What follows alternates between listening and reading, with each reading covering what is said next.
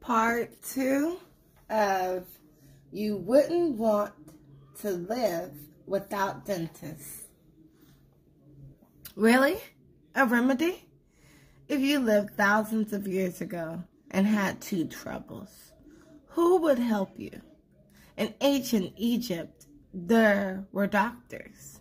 In ancient Greece, you would go to a temple and hope to be cured in a dream. In other places, you might ask a traditional healer to ease your pain with risky remedies. North African village healers would put a dead mouse in your mouth. In Scotland, they tell you to suck a caterpillar. In Asia, you swill poisonous mouthwash to kill imaginary toothworms. The Aztecs of ancient Central America found biting on a hot chili pepper surprisingly soothing. Early tooth treatments. This won't hurt a bit. Crank, crank. Ancient Egyptians drilled holes in jawbones to let pus from rotten teeth and gums drain away. Very risky, very painful. Buzz off. To treat toothaches, ancient Egyptians rubbed gums with sweet, sticky honey from bees. Gentle, soothing, and mildly anesthetic. But rarely a cure. This will numb the nerve. Pins and needles. Chinese healers stuck needles into patients to numb pain from diseased teeth. This is called acupuncture. It may have helped sometimes. Cough, splutter. To ease tooth troubles, ancient Greeks breathed poisonous smoke from burning leaves. We don't know how many died from the poison. Sizzle, sizzle.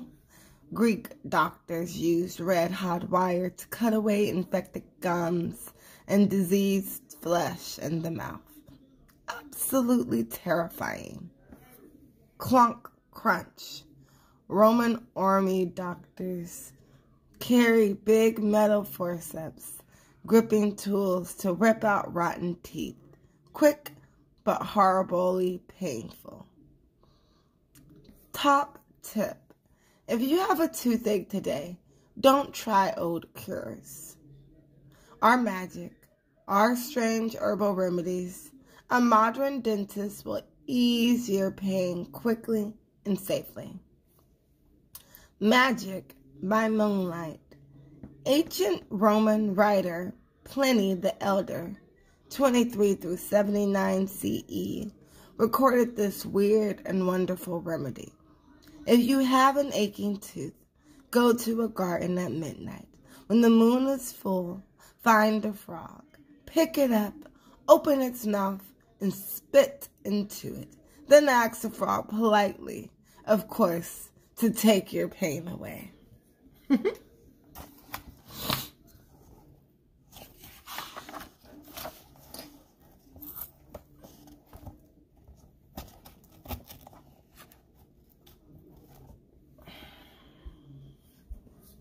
Blacksmith or barber surgeon. Let's travel forward in time to Europe between around 1000 and 1600 CE. If you lived in the city, you could consult a doctor. He gave advice on tooth cleaning, polishing, and whitening, and try to fill cavities. He examined your tongue and put poultices, hot herbs, on infected gums. He might even offer medicines, promising to make rotten teeth fall out painlessly. But beware, these are mixed from lizards crushed with beetles.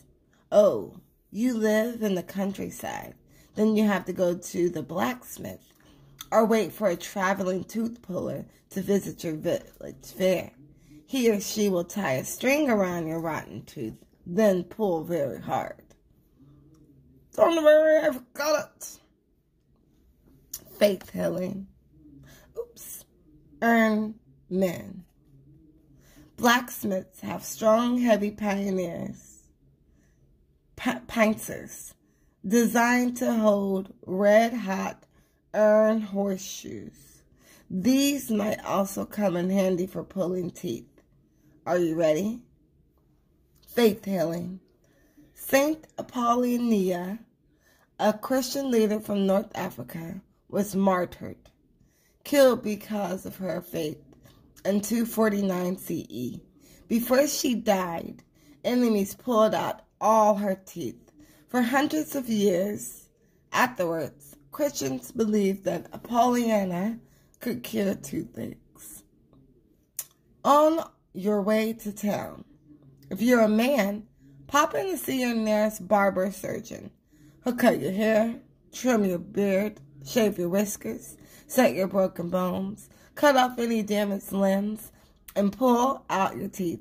You might even meet a friend there. A barber shop is a great place for gossip. What can I do for you, sir? Need a tooth pulled? Shave? Haircut? Top tip.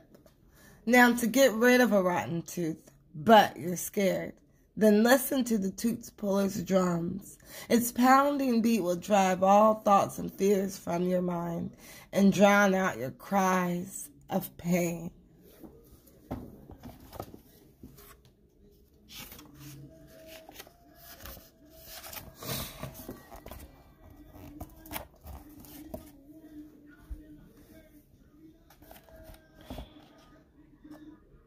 Can you afford to ask an expert? It's around 1750. And have you heard the latest? In England and in other parts of Europe, there are new experts in town. They call themselves operators for the teeth, or sometimes dentists. They still pull out rotten teeth, but they also try all kinds of new treatments to keep mouths healthy. They spend years studying science and medicine, learning about teeth and bones and blood and how our bodies work. No doubt you'll feel safe in their hands.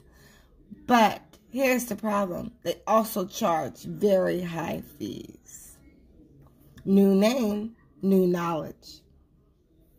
Around 1728, French scientist Pierre Fauchard published a brilliant new textbook about teeth. He called it Le Chirurgien Dentiste, the dental surgeon. This was the first time the word dentist appeared. It came from the French word dent, tooth, and it's still used in English today. Together with dental, to do with teeth, and dentistry, the science of tooth treatment. Pelicans. Boister often causes injuries. Claw hooks over tooth. Grip tooth between jaw, claw, and boister.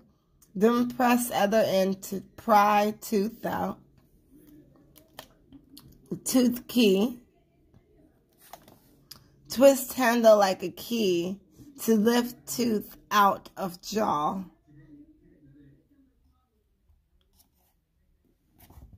Claw tightens around tooth. To pull out tooth. Dentists and operators use a special new implement called a tooth key, first made around 1730. They say it's much safer than the old-fashioned pelican. That's been used by doctors for over 200 years, and it often breaks patients' jaw bones. Emergency. Need a tooth treated? Can't find a barber surgeon? Can't afford a newfangled dentist? Then look around town for a jewelry or a wig maker. Then he will be skilled with his hands and will use the tools of his trade to care for you. Or you could ask an apothecary, a trained maker and seller of medicines. He'll be used to helping patients. Pliers, drill, wig maker, jeweler, apothecary, painkiller. Top tip. Want to be a dentist during the 18th century? You have to start young.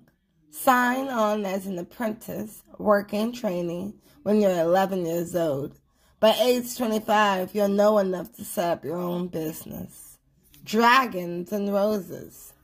That's what you'll find in the first English book about teeth, written by Charles Allen in 1685. The operator for the teeth contains information about many tooth topics, from childhood teething troubles to luxury tooth polish made from expensive exotic ingredients, powdered coral, dragon's blood, actually a kind of gum from tropical trees, and sweet-smelling rose water.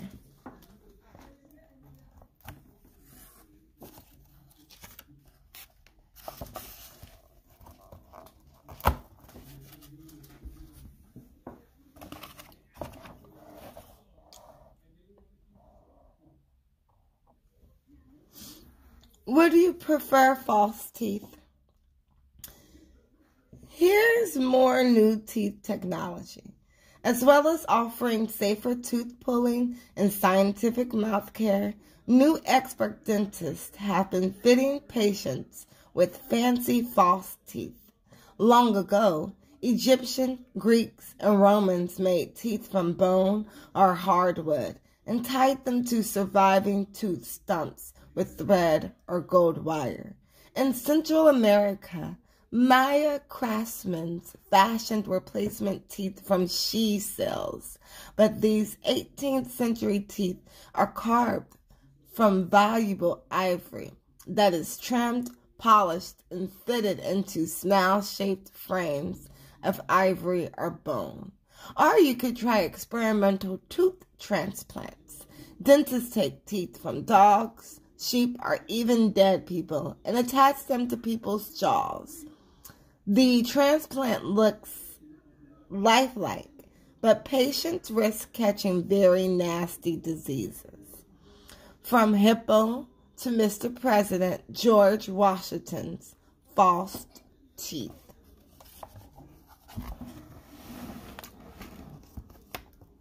Gotcha!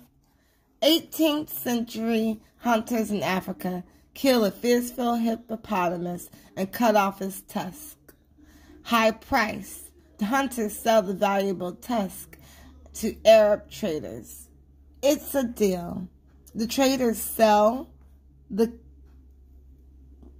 clean, polished mask, now called hippo ivory, to European dealers.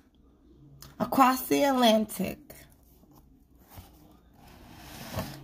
the ivory travels by sailing ship from Africa to America. In the United States, dentist and false teeth expert John Greenwood, who lived 1760 through 1819, buys the ivory. Greenwood carves the ivory into human-looking teeth and attaches them to a curved base. Smile, please. U.S. President George Washington, 1732 through 1799, wears his new false teeth with pride.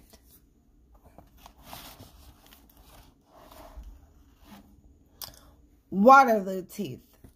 That's what transplanted human teeth are called, because dentists took so many teeth from dead bodies after the famous Battle of Waterloo in 1815. Top tip. Do you have good, strong teeth and a charming smile? Then look the other way if a dentist is nearby. He may try to buy teeth from healthy youngsters like you to make false sets for older, wealthy customers.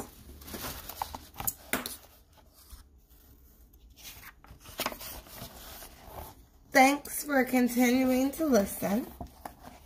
We will begin with another part of this book shortly. But I hope you enjoy part 2 and look forward to part 3 from us. Continue to blossom.